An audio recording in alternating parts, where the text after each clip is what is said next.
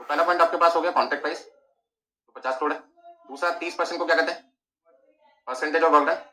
तीसरा आपके पास क्या, डीओसी, जिसको हम कहते हैं परसेंटेज ऑफ वर्क सर्टिफाइड। चौथा आपके पास क्या, percentage of work uncertified.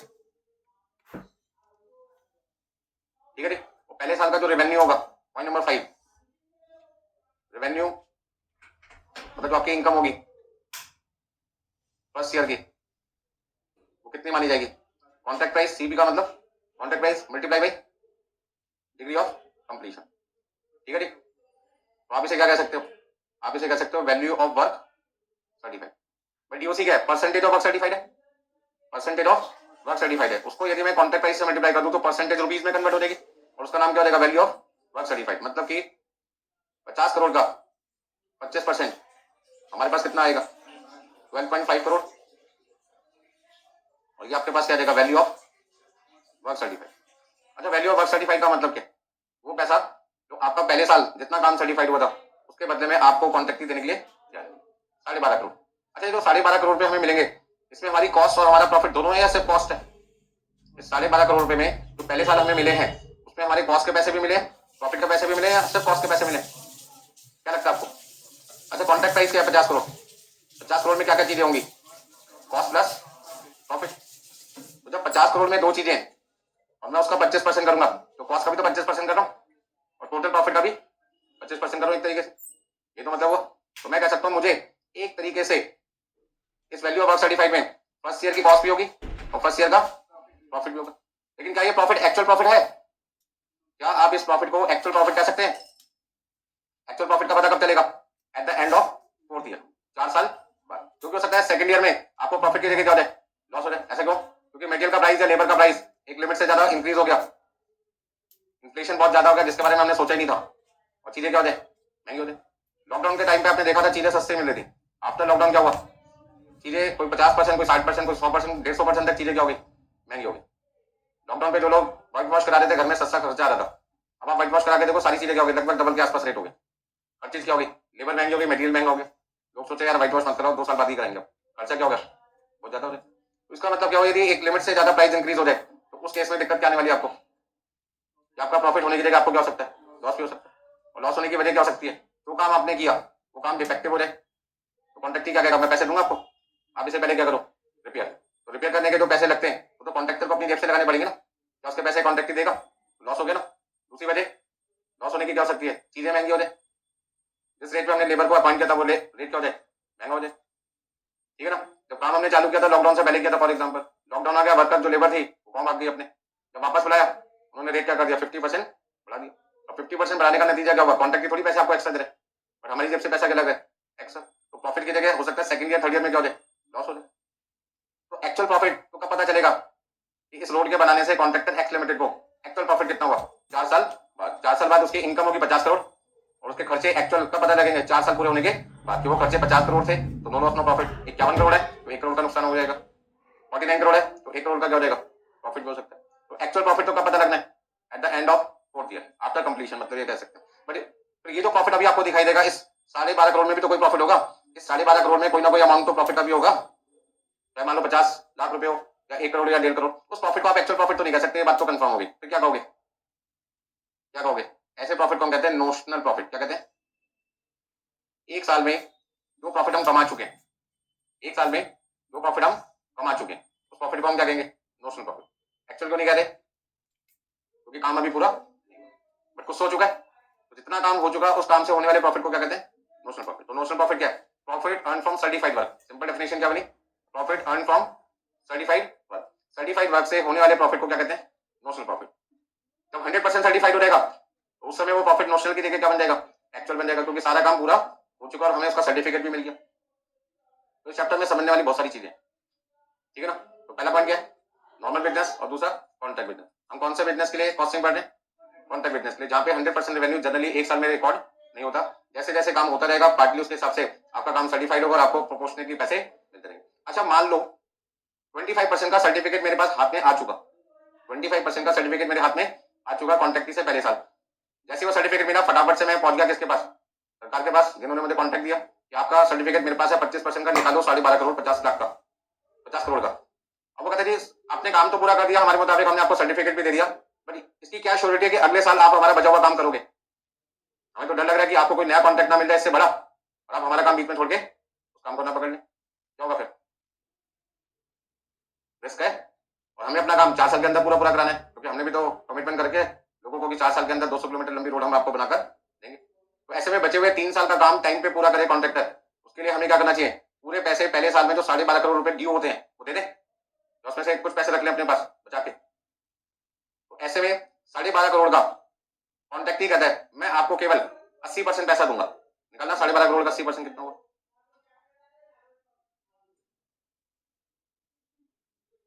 10 crore आता है, ठीक है?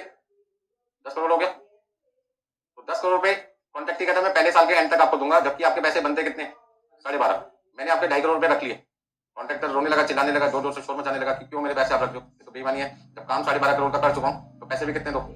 12.5 करोड़। बट हमने दिए कितने? 10 करोड़। ऐसा क्यों? क्योंकि कॉन्ट्रैक्टर को भी तो डर है कि पूरे पैसे देने के बाद यदि कॉन्ट्रैक्टर को नया काम मिलकर वो काम में उसको ज्यादा फायदा हुआ, ज्यादा पैसे का काम है, वो हमारा काम बीच में क्या कर सकते हैं? छोड़ सकते हैं। तो उस डर को खत्म करने के लिए कॉन्ट्रैक्टर ने क्या किया? 2.5 करोड़ अपने पास एक्स्ट्रा रख लिया। ये क्या कि अगले साल जब आप काम करोगे बचा हुआ तो आपको 2.5 करोड़ दे देंगे हम। टेंशन क्यों लेते होंगे? बात थोड़ी ना, तो सरकार है, सरकार का जाएगी। आप भाग सकते हो, हम थोड़ी भागेंगे। तो ये झगड़ा ना हो पैसे लेने देने के टाइम पे। एग्रीमेंट जब बनता है वहां पहले ही फिक्स हो जाता है कि जितना काम आपका सर्टिफाइड हो जाएगा हम उसका 100% नहीं देंगे। कितना देंगे? 80%, 70%, 75%, 90%, 60%।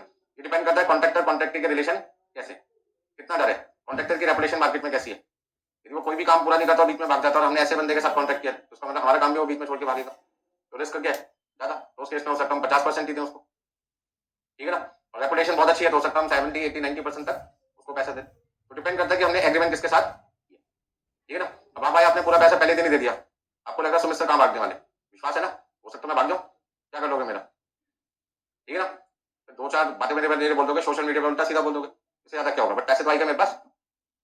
कहने का मतलब क्या है? विश्वास है तो आप 100% भी दे सकते हो, विश्वास नहीं है तो हो सकता है जैसे जैसे चैप्टर कंप्लीट होता रहेगा वैसे वैसे हम आपको फीस भी पे करते रहेंगे। ये तो देखना पड़ेगा कि मेरी रेपुटेशन स्टूडेंट के साथ कैसी थी, पुराने स्टूडेंट के साथ। उन्हीं के रेफरेंस से तो आप कहीं ना कहीं आए। उन्होंने कहा यार सर कहीं नहीं भागने वाले, पैसे दे सकते हो टेंशन फ्री, आपने 100% दे दिया, तो रिलेशन आपके मेरे क्या थे? बेटर, ठीक है ना।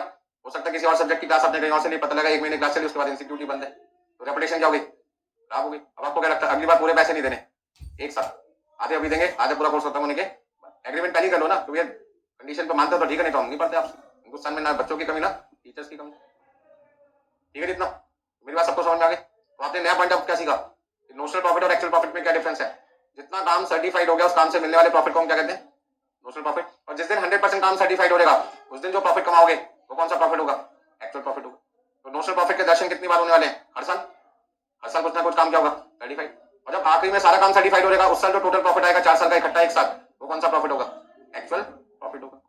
कुछ लिखना बाकी है इसमें? सारे पॉइंट समझ में आए?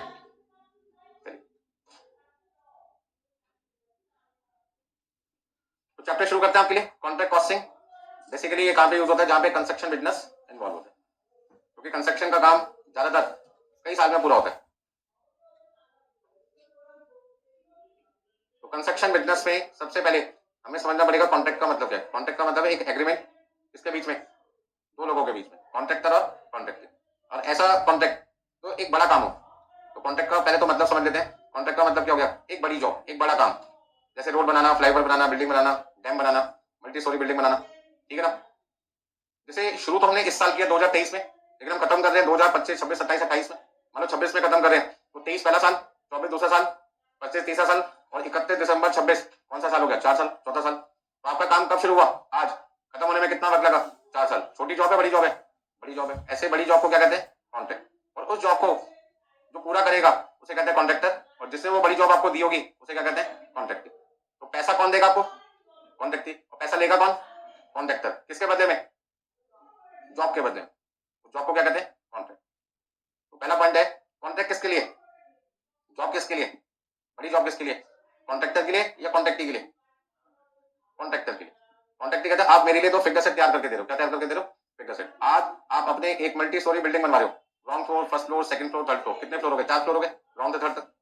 4 भाई हैं, चारों ने एक फ्लोर बांट लेना है और आपने एक ठेकेदार को बुला लिया कि यार 4 फ्लोर का मकान हमें बना के दे दो, ताकि हम चारों भाई एक साथ एक ही बिल्डिंग में रह सके बिना झगड़े। सबका अपना अपना फ्लोर होगा, तो भी शाम देख लेंगे, खर्चे सबके अपने अपने होंगे, कोई झगड़ा होगा नहीं।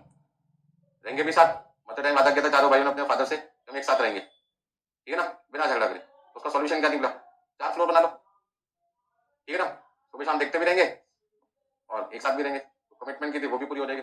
बट उसके लिए हमें एक ठेकेदार भी तो चाहिए जो हमारी बिल्डिंग बना के देगा। उसने बिल्डिंग बना के दे दी, उसने कहा बिल्डिंग बनाने में 2 साल का टाइम लगेगा। तो जिस साल शुरू किया वो 2023 है और जिस साल खत्म हुआ वो मान लो 2024 है या 25 है। 2 साल पूरे होने में 23 और 24 2 साल हो गए मान लीजिए। 1 जनवरी 2023 को शुरू किया और 31 दिसंबर 24 को कंप्लीट किया। तो 2 साल के अंदर 4 फ्लोर का मकान बन गया, ग्राउंड फर्स्ट सेकंड थर्ड, ठीक है जी। अब इस पूरे मकान को तैयार करने में कॉन्ट्रैक्टर ने कहा 50 लाख रुपए लगेंगे। तो क्या 50 लाख उसे पहले दिन ही दे दिया हमने? जैसे जैसे फ्लोर बनते गए होंगे वैसे वैसे प्रोपोर्शनेटली उसको हमने पैसा दे दिया। सारा पैसा नहीं दिया, कुछ पैसा हमने उसका रोक के दिया। अच्छा, जो पैसा हमने दे दिया उसे क्या कहते हैं? Payment to contractor. और कॉन्ट्रैक्टर क्या कहेगा? Cash receive from contractor. यदि मैं आपको पैसा दे रहा हूं तो कहूंगा पेमेंट की मैंने आपको, और आप क्या कहोगे? रिसीव। अब कोई स्टूडेंट हमें फीस पे करता है तो वो क्या करता है? सब पेमेंट कर दी, हम रिप्लाई क्या करते हैं? रिसीव, ठीक है ना। तो यहाँ हम सारा का सारा काम किसकी बुक्स में करेंगे? कॉन्ट्रैक्टर की। किसकी बुक में? कॉन्ट्रैक्टर। ये समझ लेना, ये चैप्टर सिर्फ किसके लिए पढ़ रहे हैं? बेसिकली हम कॉन्ट्रैक्टर, कॉन्ट्रैक्टर से हमारा कोई लेना देना। हमें कौन किसके लिए पढ़ रहे हैं यहाँ पर? कंस्ट्रक्शन बिजनेस का कॉन्ट्रैक्ट कॉस्टिंग किसके लिए पढ़ रहे हैं? Basically contractor. तो कॉन्ट्रैक्टर कहते हैं जो काम मुझे मिला वो मेरे लिए एक जॉब है, और जो काम कॉन्ट्रैक्टर ने दिया वो उसकी जॉब नहीं है, उसकी एसेट है। अब 4 फ्लोर का जो मकान बना भाइयों के लिए क्या जॉब है या एसेट है? एसेट है, मकान है उनका। तो रोड बनाई 200 किलोमीटर लंबी, वो संपत्ति किसकी है? रोड सरकार की, उनकी फिक्स एसेट है। और जिसने उस रोड को बनाया होगा उसके लिए तो क्या है? जॉब है। फ्लाईओवर बना, मान लीजिए लक्ष्मी नगर में ट्रैफिक ज्यादा है, उसको दूर करने के लिए हमने एक फ्लाईओवर बना दिया। वो फ्लाईओवर किसने बनवाया? सरकार ने। उसके लिए क्या है? गवर्नमेंट के लिए एसेट है, बट बनाने वाले के लिए क्या है? जॉब है, ठीक है। तो यदि आपसे एग्जाम में पूछा जाए कि बड़ी जॉब एक कॉन्ट्रैक्ट तो बिल्डिंग बनाने का मिला कॉन्ट्रैक्टर को, वो अपने बुक्स में फिक्स एसेट के नाम से रिकॉर्ड करेगा जॉब के नाम से, तो आपका आंसर क्या होगा? जॉब। और कॉन्ट्रैक्ट अपने बुक्स में उसका नाम क्या लिखेगा? फिक्स। बात समझ में आ गई? अब जब कोई एसेट है तो ना तो उसमें प्रॉफिट होगा ना उसमें कोई लॉस होगा। पहले आपका ठेका फिक्स हो गया, 50 लाख में 4 फ्लोर का मकान बनेगा, मकान बना दिया कॉन्ट्रैक्टर ने, बदले में आपने 50 लाख दे दिया। अब आपको फायदा हुआ नुकसान हुआ? ना कोई प्रॉफिट है ना कोई लॉस है। काम करवाया, बदले में आपने क्या दिया? पैसे। प्रॉफिट लॉस किसको होगा? कॉन्ट्रैक्टर को। 50 लाख से कम लगे, 48 लाख लगे, 2 लाख का फायदा। 40 लाख है, 10 लाख का फायदा। 52 लाख लग गए, 2 लाख का नुकसान। 60 लाख लग गए तो 10 लाख का नुकसान। फायदा भी हो सकता है, नुकसान भी हो सकता है। कितने लोग इन्वॉल्व होते हैं ऐसे बिजनेस में? कंस्ट्रक्शन बिजनेस में, कॉन्ट्रैक्ट बिजनेस में? तो आपका आंसर है 2, कॉन्ट्रैक्टी और दूसरा कौन है? कॉन्ट्रैक्टर। कॉन्ट्रैक्टी के लिए जॉब क्या है? Fix asset. और कॉन्ट्रैक्टर के लिए जॉब है, इसके लिए उसको अपने फाइनल अकाउंट बनाने पड़ेंगे ताकि उसको पता लगे प्रॉफिट हुआ या लॉस हुआ। नेक्स्ट पॉइंट आपके पास है in the books of contractor. मान लो कॉन्ट्रैक्टर कौन था? X limited. तो एक्स लिमिटेड अपनी बुक्स में क्या क्या चीजें बनाते हैं? हमने उनसे पूछा भाई आप अपने बिजनेस में क्या क्या चीजें बनाओगे? सबसे पहले उन्होंने कहा हम क्या बनाएंगे? Contract account. दूसरा हम क्या बनाएंगे? PNL account. तीसरा हम क्या बनाएंगे? Contract account. चौथा हम क्या बनाएंगे? Balance sheet. सारे पॉइंट जो पहले मैंने लिखे हुए हैं आप लिख लो और फिर मैं एक एक को डिटेल में समझाता हूँ।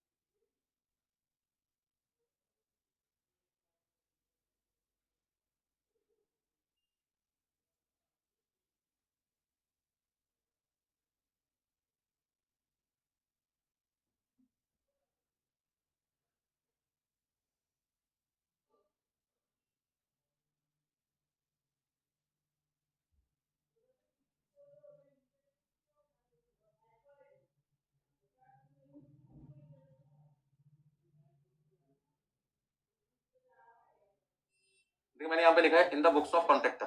जैसे मैंने आपको बताया था कि ये पूरा चैप्टर केवल किसके लिए बना है? कॉन्ट्रैक्टर की। कॉन्ट्रैक्टर की बुक्स ना तो क्वेश्चन में आज तक पूछी ना कभी बनाने के लिए आती है। कॉन्ट्रैक्टर से हमने पूछा भाई आपको मान लीजिए 4 अलग अलग कॉन्ट्रैक्ट मिले तो आप कितने कॉन्ट्रैक्ट अकाउंट बनाओगे? वो कहता है 4 बनाऊंगा। मैंने कहा क्यों, एक से काम नहीं चलता? वो कहता नहीं चलता। मैंने कहा क्यों? वो कहते हैं हर कॉन्ट्रैक्ट जो हमने साइन किया होगा उसका रेवेन्यू का मतलब कॉन्ट्रैक्ट वैल्यू क्या होगी, अलग अलग होगी, ठीक है ना। जैसे मान लीजिए पहला कॉन्ट्रैक्ट हमें किससे मिला, बाई लिमिटेड से, दूसरा कॉन्ट्रैक्ट किससे मिला, सरकार से मिला। ऐसे हमारे पास में 4 कॉन्ट्रैक्ट है, जैसे मैंने एग्जांपल बोला आपको,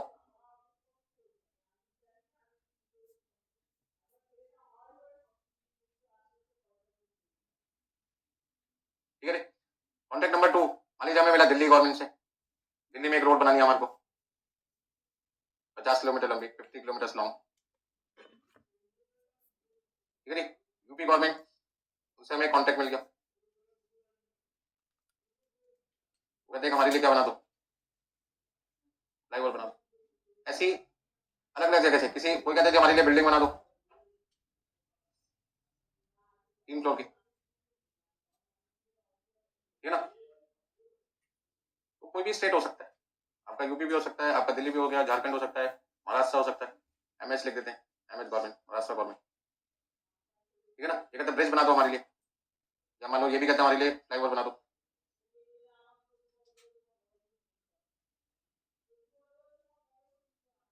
आजकल देश में ट्रैफिक जाम को कम करने के लिए आसान तरीका क्या, ज्यादा से ज्यादा फ्लाईओवर बना दो, ठीक है ना। अब ये सारे के सारे हमारे को अलग अलग कॉन्ट्रैक्ट मिल रहे हैं या एक ही जगह से सारे कॉन्ट्रैक्ट मिल रहे हैं अलग, तो सबका प्राइस क्या होगा, अलग अलग होगा। तो ऐसे में कॉन्ट्रैक्टर जानना चाहता है कि पहले कॉन्ट्रैक्ट से मुझे प्रॉफिट लॉस हुआ, वो कब पॉसिबल है कि कॉन्ट्रैक्ट 1 से प्रॉफिट लॉस कितना हुआ, कैसे निकालूंगा, जब कॉन्ट्रैक्ट अकाउंट एक नॉमिनल अकाउंट होता है, कौन सा अकाउंट होता है, नॉमिनल अकाउंट। जैसे ट्रेडिंग अकाउंट बनाते हो ना, कंसाइनमेंट अकाउंट बनाते हो, ठीक है ना, जॉइंट वेंचर अकाउंट बनाते हो, सारे के सारे कौन से अकाउंट होते हैं, नॉमिनल अकाउंट। कोई भी ऐसा अकाउंट जिसका पर्पस होता है प्रॉफिट लॉस निकालना, कौन सा अकाउंट होता है, नॉमिनल। तो पीएनएल की नेचर क्या, नॉमिनल, क्योंकि वहां भी प्रॉफिट और लॉस पता लगता है। ट्रेडिंग अकाउंट की नेचर क्या, वो भी नॉमिनल है, क्योंकि वहां पे ग्रॉस प्रॉफिट ग्रॉस लॉस आता है। इसी तरीके से कॉन्ट्रैक्ट बिजनेस में जो प्रॉफिट आता है वो नोशनल प्रॉफिट आता है या नोशनल लॉस आता है, ठीक है ना। अब पॉइंट आता है कि पहले कॉन्ट्रैक्ट से प्रॉफिट कितना हुआ कितना लॉस हुआ, उसके लिए मुझे खर्चे भी किसके लिखने होंगे, कॉन्ट्रैक्ट बन के, और इनकम भी किसकी लिखनी होगी, कॉन्ट्रैक्ट बन के। अब यदि मैं एक ही कॉन्ट्रैक्ट में सभी कॉन्ट्रैक्ट की इनकम और सभी के खर्चे लिख दूं तो मुझे कैसे पता लगेगा किससे फायदा हुआ किससे नुकसान हुआ। अब आपके 4 पेपर हो रहे हैं, चारों का रिजल्ट अलग अलग आता है, जब मार्कशीट आपको मिलती है तो पता चलता है ना, कॉस्टिंग में कम आए थे, कॉस्टिंग में ज्यादा आए थे। ज्यादा नंबर आते हैं खुश हो जाते हैं, कम नंबर आते हैं थोड़ा दुखी हो जाते हैं। लेकिन यदि चारों सब्जेक्ट के कंबाइंड आपको मार्क्स मिल जाए, 400 नंबर का पेपर है, 100 नंबर के 4 पेपर थे और चारों का टोटल रिजल्ट आपको 250 मिल जाए, तो कैसे पता लगेगा किस सब्जेक्ट में ज्यादा है किस सब्जेक्ट में कम। आपको लग रहा होगा यार लॉ में सबसे ज्यादा आए होंगे, किसी बच्चे को लग रहा होगा कॉस्टिंग में सबसे ज्यादा आए होंगे, पता नहीं एक्चुअल में सबसे ज्यादा थे भी या नहीं थे, बस समझे। तो इवेल्यूशन फिर सब्जेक्ट कर नहीं पाएंगे ना, और यहाँ पे हम अपना रिजल्ट तैयार नहीं कर पाएंगे। हम तो ये कहेंगे 250 में 90 तो हमारी थे कॉस्टिंग में, बस समझो। तो हर टीचर क्या कहेगा जी, अब बच्चे का हमारे 90 95 से कम आते ही नहीं, बस समझ रहे। तो किसी का रिजल्ट एक्चुअल होगा नहीं ना, सही होगा नहीं, किस पे विश्वास करें, क्योंकि वहां पे ब्रेकअप। तो रिलायबल कैसे आएगा, तो हर सब्जेक्ट के आपको मार्क्स क्या मिले, सेपरेट मिले। उसी तरीके से कॉन्ट्रैक्टर को कैसे पता लगेगा कि किस कॉन्ट्रैक्ट से मुझे फायदा हुआ किस कॉन्ट्रैक्ट से मुझे नुकसान हुआ। फायदा हुआ तो कितना फायदा हुआ क्यों हुआ, नुकसान हुआ तो कितना नुकसान हुआ क्यों नुकसान हुआ, उनकी वजह ढूंढेगा ताकि नेक्स्ट से वो नुकसान ना हो, बस समझ आ रही। तो इसका मतलब है यदि 4 कॉन्ट्रैक्ट है तो कॉन्ट्रैक्ट अकाउंट कितने बनेंगे, 4। Contract account 1, contract account number 2, contract account number 3, contract account number 4, बस समझ आ रही। लेकिन पीएनएल कितने बनेंगे, वंस का मतलब एक, ऐसा क्यों। अब मान लीजिए हमने यहाँ पे कॉन्ट्रैक्ट 1 बनाया, कॉन्ट्रैक्ट नंबर 2 बनाया, कॉन्ट्रैक्ट नंबर 3 बनाया और कॉन्ट्रैक्ट नंबर क्या बनाया। पहले कॉन्ट्रैक्ट से मान लीजिए आपके पास आ गया नोशनल प्रॉफिट 10 लाख का, दूसरे कॉन्ट्रैक्ट से नोशनल प्रॉफिट आ गया 20 लाख का, तीसरे से आपके पास में नोशनल लॉस 25 लाख का, किसी से प्रॉफिट है किसी से लॉस, और आखिरी वाले से नो लॉस नो प्रॉफिट, ठीक है ना, ना नोशनल प्रॉफिट है ना नोशनल लॉस है।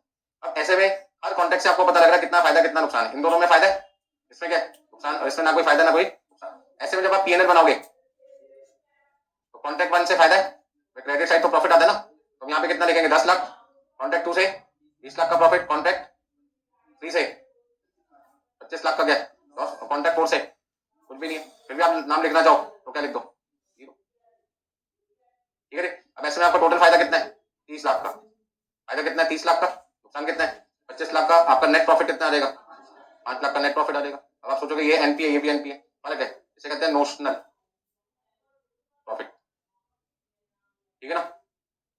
अब इसमें बहुत सारी चीजें सीखनी बाकी है, क्या ये सारा का सारा 10 लाख पीएनएल में जाएगा या इसमें से कुछ पार्ट पीएनएल में जाएगा कुछ पार्ट रिजर्व में जाएगा, ठीक है ना। तो इसके ऊपर डिपेंड करता है कि आप कौन से इंस्टीट्यूट से कोर्स कर रहे हो, आपको क्या मतलब सर, ठीक है। यदि सीए इंस्टीट्यूट का कोई स्टूडेंट है और ये चैप्टर पढ़ रहा है तो सारा प्रॉफिट कहाँ जाएगा, पीएनएल में चला जाएगा।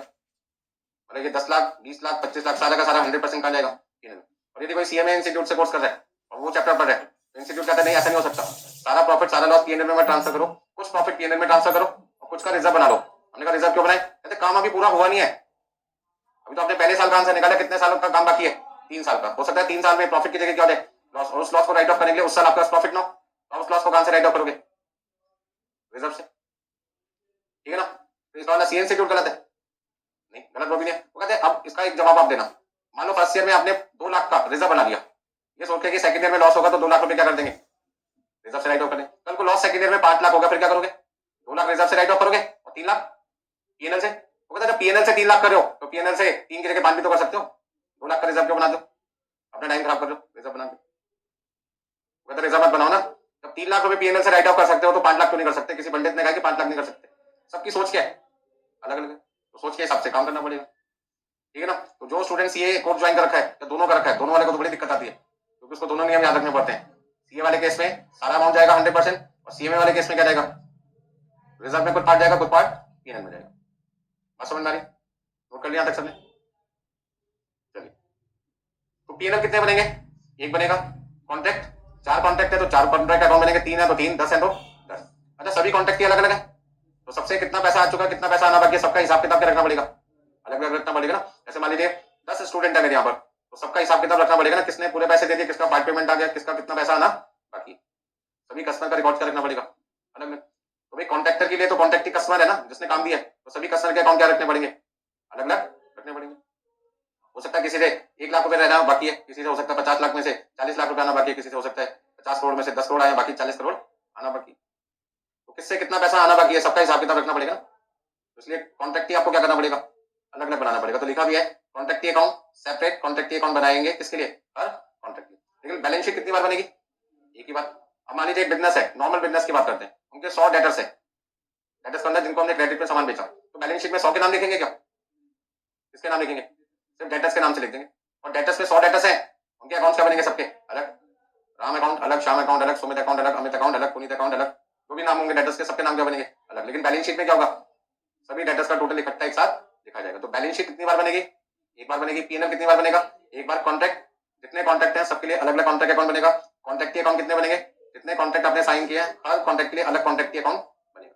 यहां तक कोई दिक्कत किसी को? ये पॉइंट आपके पास था, पॉइंट नंबर 3। 2 पॉइंट तो ये हो गए थे ना, point 1 2।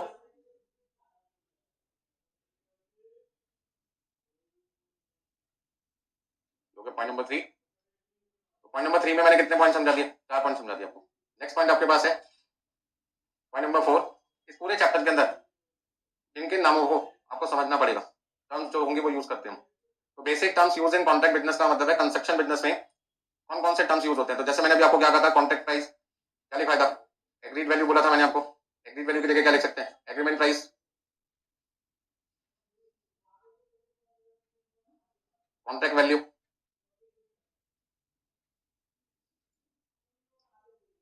Value of work certified.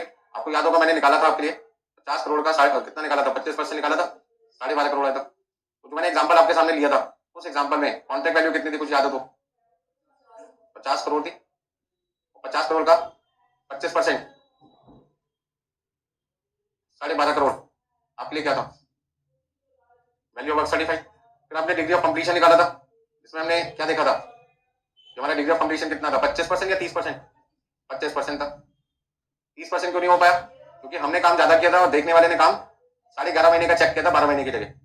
उन्होंने कहा यार पूरा काम चेक कर लो, 15 दिन बाद आ जाओ। वो कहते तुम्हारे लिए खाली थोड़ी बैठा हूँ, जगह जगह जाके काम चेक करने, अगली बार आके चेक कर लूंगा, या आज के बाद काम मत करो, अगली बार जब आऊंगा तब शुरू करना। तो कॉन्ट्रैक्टर कहते तुम्हारे लिए हम थोड़ी खाली बैठे रहेंगे, कोई बात नहीं, अगली बार चेक कर लेना, थोड़ा सही तो काम है। कैश रिसीव, रिटेंशन मनी, ये सारी चीजें अभी समझना बाकी। वैसे कुछ चीजें मैं आपको बता चुका था। 12.5 करोड़ में एग्रीमेंट के हिसाब से कॉन्ट्रैक्टर ने कहा था आपका बना तो 12.5 करोड़ है, बट हमें रिस्क है कि कल को आप हमारा काम बीच में छोड़ के ना भाग जाए, हम आपको आपके काम के जितने पैसे बनते हैं पूरे ना देंगे, 80% देंगे। कितना देंगे? 80%। तो कॉन्ट्रैक्टर को कितना पैसा देगा? 80%। किसका? किसका? कॉन्ट्रैक्ट वैल्यू का या जितने सर्टिफाइड हुआ था उसका? जितना सर्टिफाइड हुआ था। तो मजा आ जाएंगे यदि 50 करोड़ का 80% मिल जाए, काम करे 12.5 करोड़ का पैसा मिल जाए, कितना? 40 करोड़। 50 करोड़ का 80%, 40 करोड़ मिल जाए तो मजे ना जाए, आज ही भाग जाएंगे दुनिया छोड़ के हम तो यहाँ से। दुनिया छोड़ के मतलब दिल्ली छोड़ के, दिल्ली के आसपास जितने लोग हैं, ऐसी दुनिया में जाएंगे जहाँ लोग हमें पहचान ना पाए। लोगों की नजर में हम क्या कहेंगे, दुनिया छोड़ के जा चुके हम तो है ही नहीं, तो ढूंढ ही ना पाए हमें। वर्ल्ड में किसी कोने पे बैठे होंगे, आराम से ऐश कर रहे होंगे, इतने करोड़ रुपए, ठीक है ना। तो ध्यान रखना, अभी काम ही 12.5 करोड़ का सर्टिफाइड हुआ है, तो 50 करोड़ का 80% थोड़ी मिल जाएगा। 12.5 करोड़ का 80% कितना हुआ, 10 करोड़। अच्छा, कितने पैसे कॉन्ट्रैक्टी ने नहीं दिए जानबूझकर अपने डर की वजह से, 2.5 करोड़। हमने कहा, हमका बनता कॉन्ट्रैक्टर ने कहा आप क्या करोगे 2.5 करोड़ अपने पास रख के। उसने कहा यदि आप काम छोड़ के जाओगे तो नए कॉन्ट्रैक्टी को बुलाएंगे। नए कॉन्ट्रैक्टी वाला क्या कहेगा, पहले वाले ने काम पूरा नहीं किया, मतलब काम पूरा भी है फिर भी क्या कहेगा, पूरा नहीं किया। आज आप एक इंस्टीट्यूट में बढ़ रहे हो, एक फैकल्टी आपको 10 चैप्टर करा चुकी है 15 में से, ठीक है ना। नया वो फैकल्टी की तबियत खराब होगी, किसी वजह से छोड़ के जाना पड़ा, नया फैकल्टी है, तो आप क्या कहोगे, पुराने वाले ने पढ़ाया तो जरूर था, समझ में कुछ नहीं आया, दोबारा पढ़ाओ आप।